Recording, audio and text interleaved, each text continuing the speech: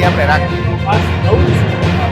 નવામાં અત્યારે આપણે ખાસ કરીને આપણે મોટી પતંગ પણ આપ જોઈ શકો છો કે ઘણી બધી મોટી પતંગ પણ આપણે વેરાયટીમાં અવનવી લઈ આવ્યા છીએ. એ સિવાય આપણે છોકરાઓ માટેના માસ્ક છે, એ સિવાય અવનવી ઘણી બધી વેરાયટી આપણે રાખી.